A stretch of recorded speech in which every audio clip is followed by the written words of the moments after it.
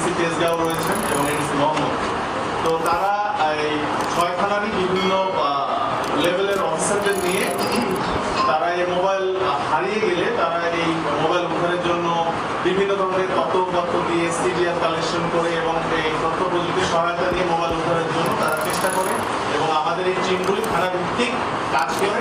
আর এই কাজ করার এক পর্যায়ে আপনারা জানেন যে মোবাইলটি বন্ধ থাকলে কিন্তু উদ্ধার করা কঠিন। তো এই কাজ করতে গিয়ে যখন দেখি মোবাইলটি এখন চালু রয়েছে তখন কিন্তু আমরা আস্তে আস্তে মোবাইলটি উদ্ধারের জন্য বিভিন্ন প্রক্রিয়া বিভিন্ন পদ্ধতি অবলম্বন আমাদের করতে হবে। তো আমরা গত এই কয়েক মাসে এই হারানো মোবাইল ছিল সেগুলোর উপরে কাজ করে আজকে আমরা এক মাসের মধ্যে আমরা 251টি মোবাইল উদ্ধার করেছি। আপনারা ইতিমধ্যে জেনে থাকবেন যে আমরা মাস দেড়েক আগে তেজগাঁ শিল্পাঞ্চল জোনের সহকারী পুলিশ কমিশনারের অক্লান্ত পরিশ্রমে আমরা ওই সময় প্রায় 106টি মোবাইল উদ্ধার করেছিলাম।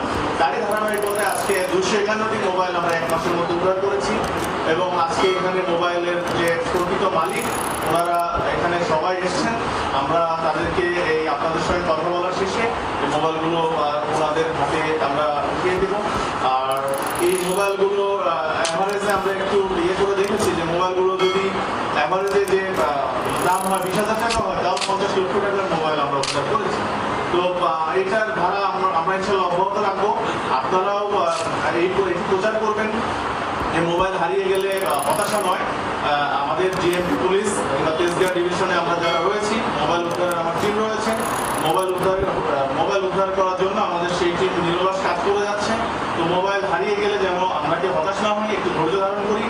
আমরা ইনশাআল্লাহ আপনাদের মুখে হাসি ফুটিয়ে দেওয়ার জন্য আমরা তেজগাঁ ডিভিশন আমরা কাজ করে যাচ্ছি, ইনশাআল্লাহ কাজ করে যাবো। তো আপনারা সবাই এখানে এসেছেন এর জন্য আপনাদের সবাইকে ধন্যবাদ। ইনশাআল্লাহ